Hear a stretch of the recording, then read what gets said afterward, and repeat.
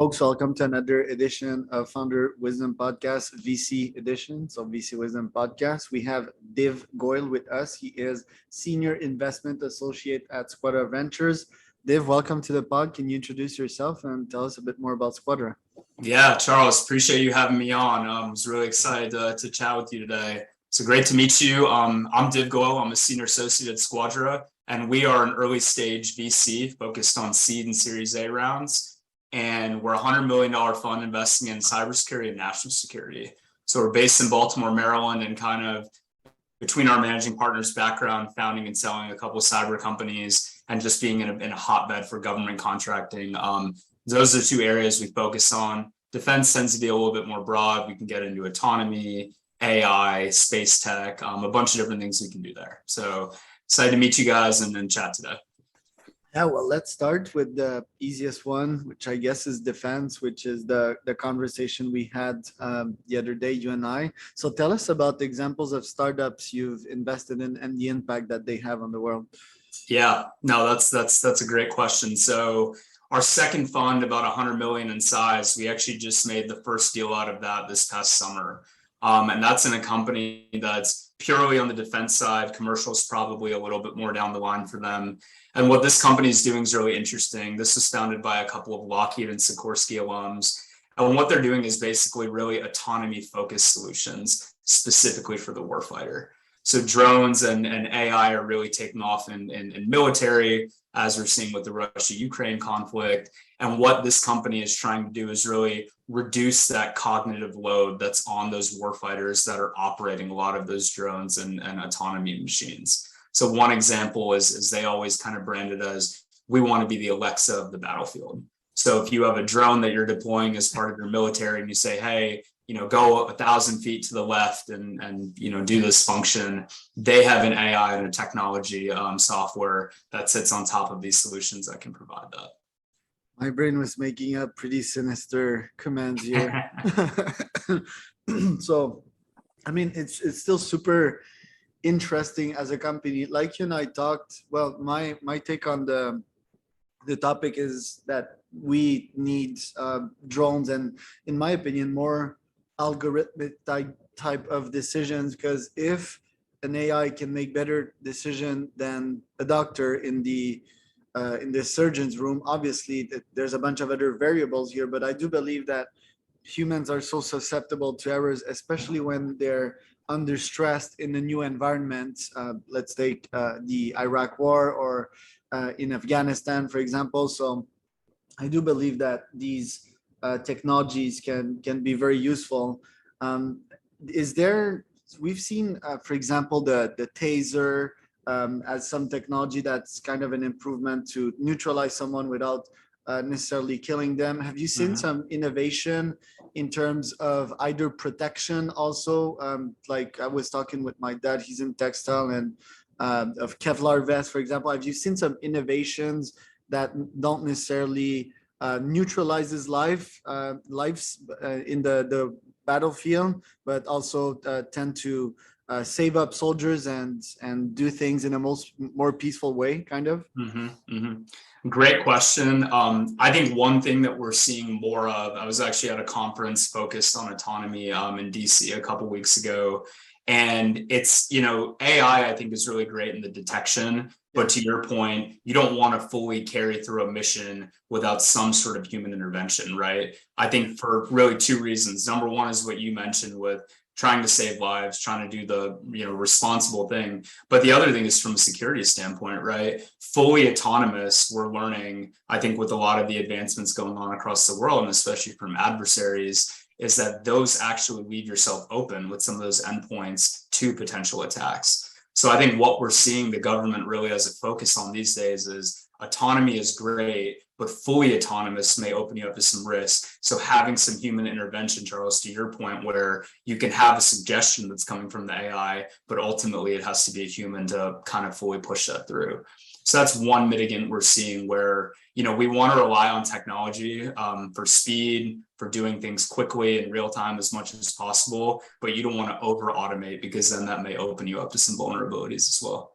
Correct. And I definitely see AR.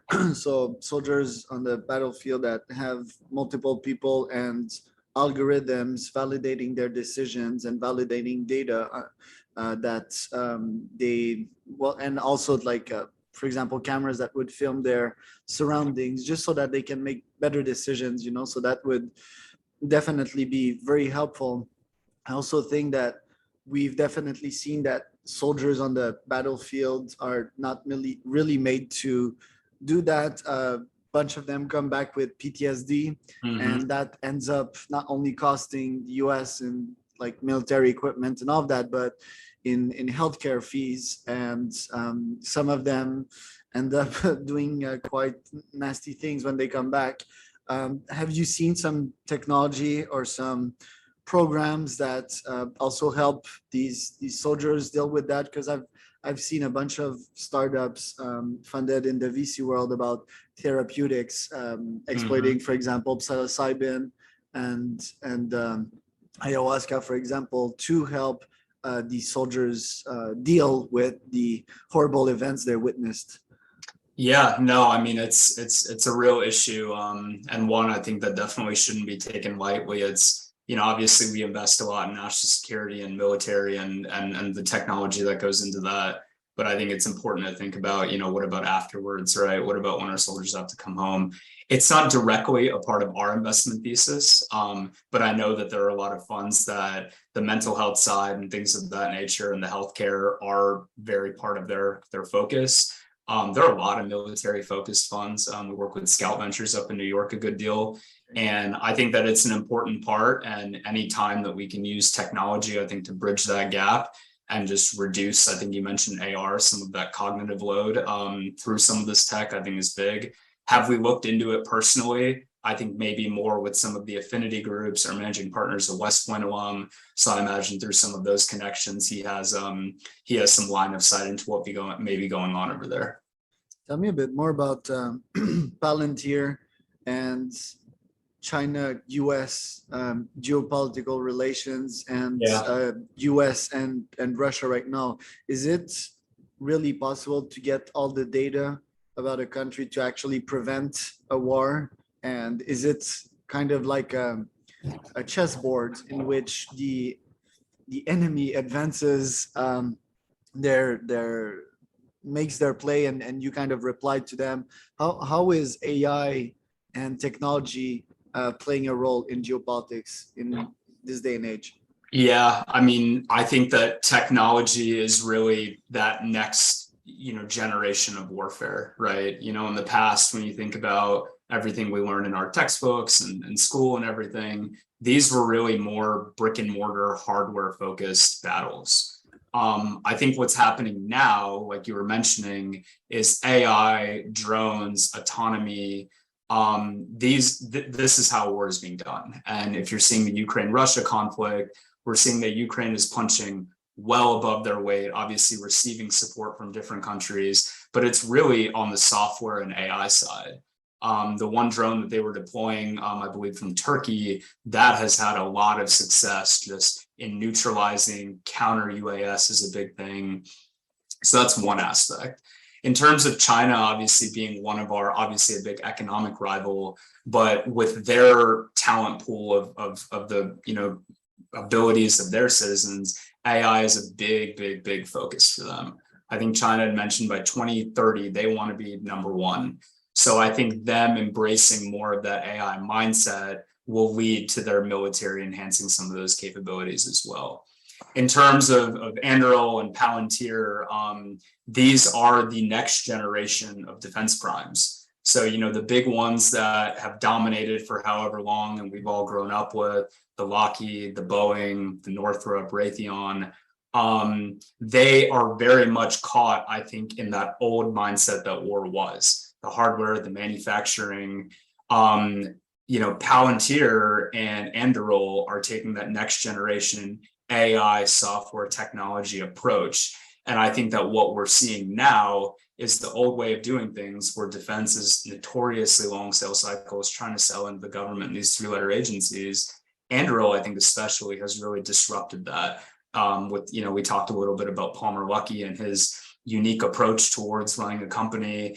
That I think that brand is a little bit of what I think his thesis is that the defense community needed. We need to go quick. We need to be innovative because our adversaries across the world are doing the same things, right? So I think that they've come at a very good time where Lockheed and Raytheon and everything, who are big customers that some of our portfolio companies would love to sell to, they may be a bit stuck in old ways that may be antiquated and ripe for disruption. And I think we're seeing the Anduril and Palantirs really capitalizing off of that.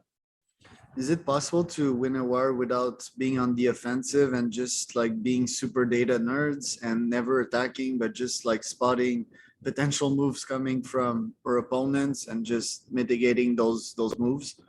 It's hard to tell. Back in the day, we've been talking about with really, it was your head count, right? We had drafts. I mean, it was the strength of your military was your Navy, how large your reserves were and everything.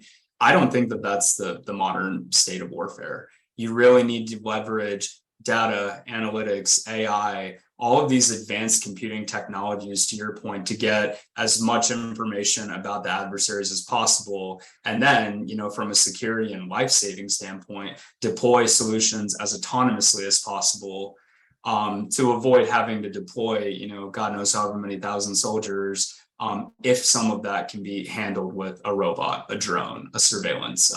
ISR is a huge growing industry that we've made a couple of investments in as well. And I see that really being the bedrock and the foundation that future warfare and current warfare will be conducted on. What about cybersecurity? We've seen Russia constantly tampering with our elections and a bunch of other hacks that are quite worrying. For example, Russian hackers tampering with the energy sector and getting in the energy grids. Literally, they can power off the whole system and maybe plan an attack during that time. Who knows?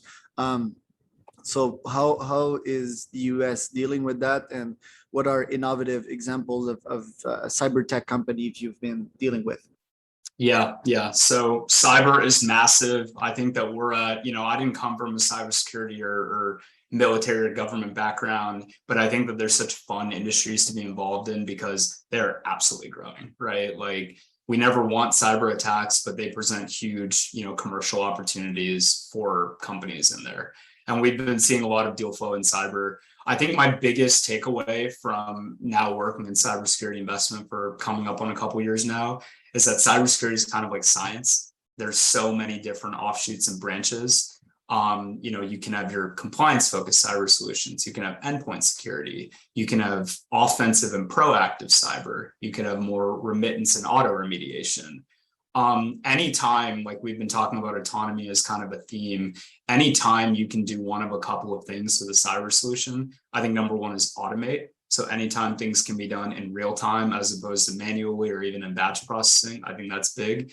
System consolidation, I think, is a big thing. One thing we're seeing from CISOs is, hey, I have so many tools in my tech stack and I just want less. So anytime you can bring a couple of capabilities in that would unseat some of the incumbents, I think is big.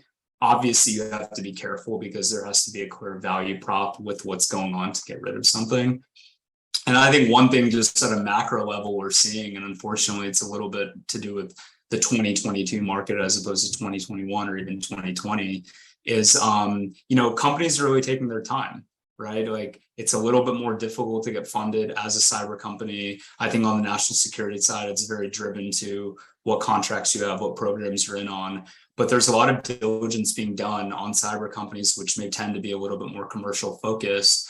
So they really have to think about their product, how they're going out to market, and really finding that white space, because some of these massive players, you think of CrowdStrike, you think of Rapid7, you think of Tenable and all these different, players. You need to find something that they're not doing. And I think that with the tailwinds and innovation has come a lot of companies, and the better that they can articulate what they're doing that would give them a little bit of an advantage, or not even advantage, but maybe just an additional capability. I think that's good for selling, and an acquisition down the line are two really important categories. Real interesting. Following on the topic of defense, sometimes the threat is internal. I mean, you've been at Virginia Tech yourself.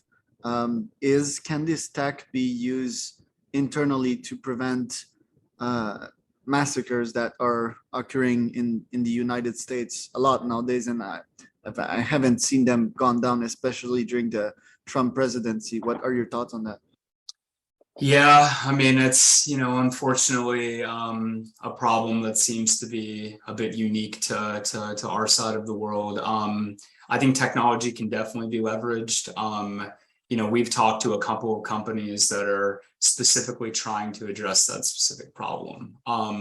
It's a very difficult one just because it can happen at a moment's notice. But with that being said, I think that putting some of the protocols in place from a security standpoint to, like you were saying at the beginning, be offensive and preventative about it, I think are probably the way forward. When there's a real clear solution, I think that the market will dictate, and hopefully that can be, implemented and deployed, and we can prevent some of these. But I do think that will take some time, obviously, to be developed, and then obviously, implemented and adopted by society to hopefully prevent these things from happening in the future. Yeah, very much looks a political event as well. I think politicians have a lot of sayings in that. For example, I went through Vegas a couple months ago. I think it was a year after the massacre, the largest massacre in US history. And I haven't seen much security. I haven't seen the police. Maybe that's a good or bad thing. Good as if it's all CTV, surveillance cameras, and they're watching from a distance. But to me, it looked like there was not more security in Vegas. The only thing I've seen is at the airport, they were screening people way more, but that crime was not caused by an outsider, was caused by someone from Nevada, actually. So I tend to be a technologist when it comes to these problems. I do believe that threats can be neutralized pretty quickly, and things can be prevented by basic solution, but also with technologic ones. I think the state of things in this day and age is that there's a human on the ground, and just like in the movies, there's someone or something, a technology or an algorithm or a nerd helping them out on the background with like all the information of what they need to know. So we have the muscle package physically, the arms kind of, and the brain, right? And the brain is like very much advanced. So I believe that if they had the proper CTVs in that case, or for example the use of drones, the big data, to analyze if someone could be a potential threat and so forth. Me personally, I don't care if people call it Big Brother. If they think it's an attack to their privacy, they need to understand that anyone can get access to any of their information in this day and age, whether it's a Russian hacker or even their own government. That's a fact, so people need to get over their privacy.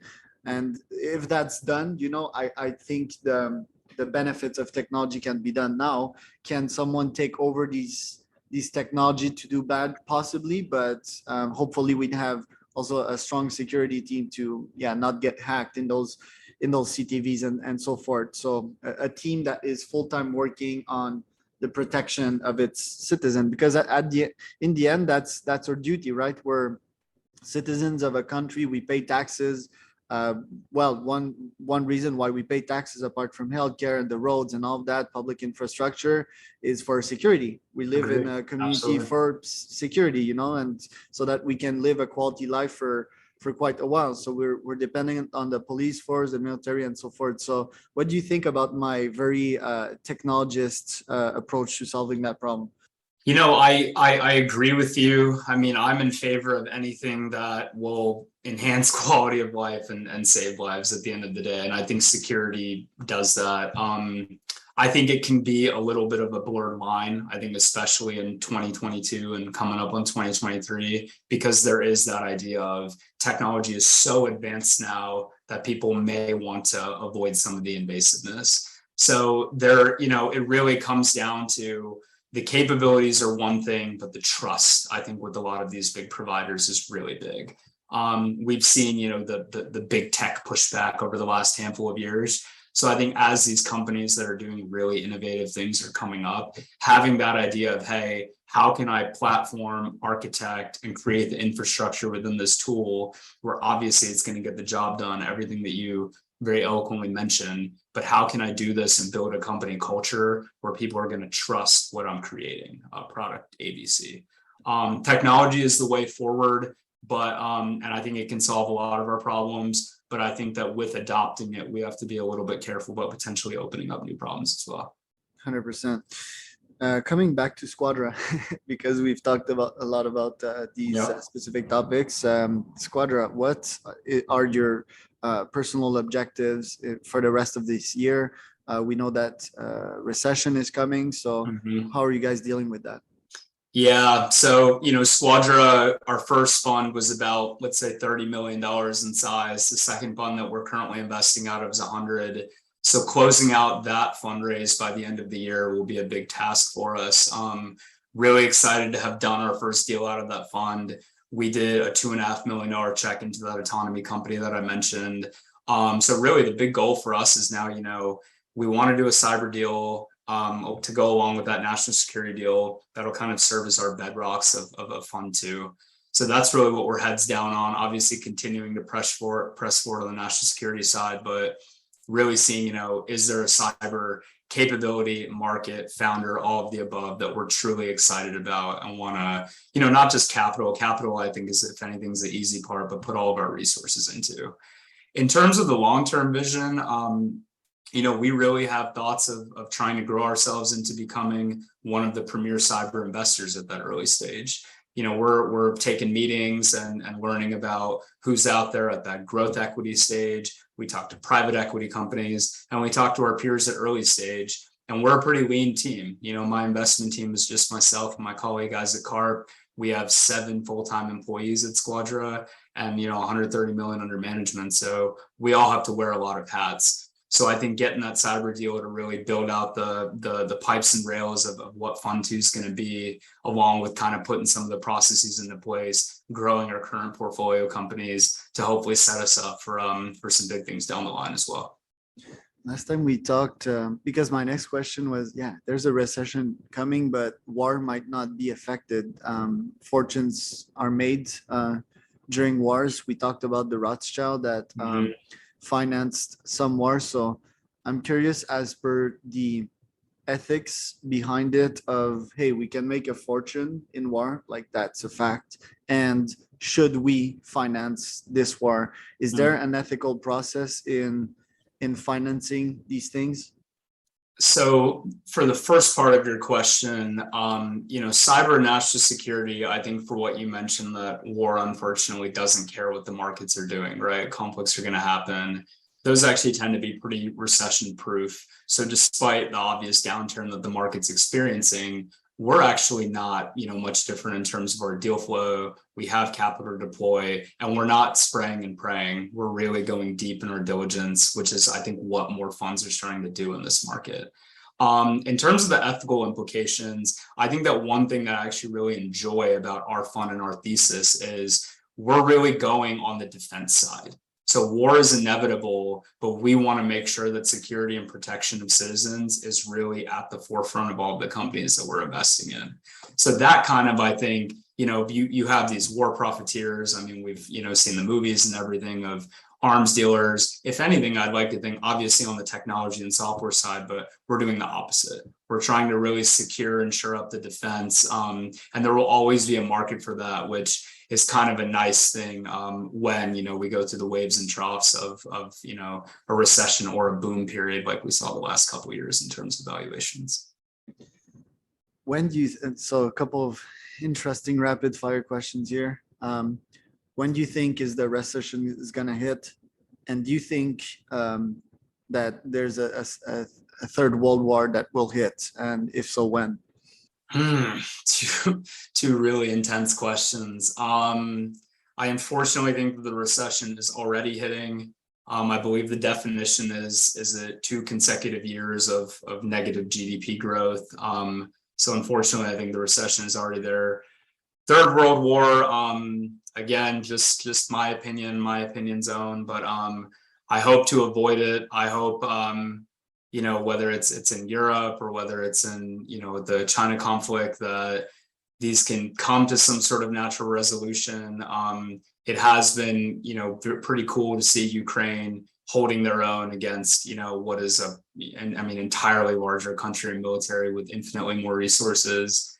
In terms of a third world war, we'll just have to see how things play out. But I think as diplomatic of an answer that is, a big part of what we're trying to do is make sure that if doomsday were to occur, that, we're all in the best position possible. And I think that's why I love what I do and where we're investing right now. Yeah, well, just like your first answer, it's all about the definition of World War III. That's one. Second, it's 100% sure it's gonna happen. Just like when, like even in the distant future when we're on the moon and on Mars, it's gonna happen. It's gonna kick off for sure. Yeah. I have one deep question also that I want to finish off with, and yeah, it just popped in my mind, but the US kind of put a precedent with like how to end wars, right? With Hiroshima and Nagasaki. What effect does that have on the world? Is it okay now to use nukes?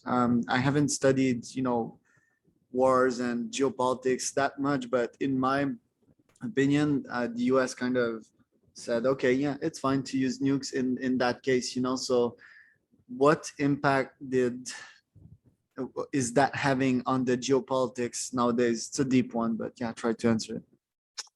Yeah, that's a tough question. I guess what I would say is that was a completely different time, a completely different point in the world. Look at our relationship with Japan in 2022 as opposed to back then, right? It's night and day. So, I would never advocate for that. I guess what Truman thought was just kind of having no other choice and a last resort, for lack of better terms. Selfishly, me being the egalitarian that I am, I hope it never comes to that again. But that being said, there are more countries that, technology has advanced and research and development has advanced, and more countries now have access to these sort of weaponry than did in the past. So, I think the important thing is to just have lines of communication. And again, as I mentioned before, for the worst case scenario, doomsday scenario, try to equip your country, your people, and your technology, everything in between, your processes to be able to hopefully prevent and withstand such a thing. With obvious the top priority, making sure that it doesn't happen. 100%. And I believe that in this scenario, technology would have helped a lot to make a better informed decision, because yeah, in my opinion, it's not been the best decision, but obviously I didn't study as much the conflict, the outcome of that conflict back in these days. Another example, recent example of that is how Iran dropped a plane, like that was a military decision. It was a very bad one. I think it could have been avoided with better data, obviously. So human errors like that can be avoided. I believe that humans make way more error than bots, especially as time goes and AI advances. So that's why I'm such a technologist, and I guess you are too. So Div, thank you so much for showing up today and answering these sometimes weird questions of mine. I think it's been amazing. Where can people find out more about you and Squadra? Yeah, no. So Squadra Ventures, follow us on LinkedIn. It's SQUADRA. My Instagram's @DivMeetsWorld. If anybody wants to shoot me a follow. Charles, I appreciate you having me on. Always a great conversation, and nice to talk about some of these things that are going on in the world that maybe a little bit less comfortable to talk about, but need to be discussed in open manner. So yeah, I appreciate you having me on today. My pleasure.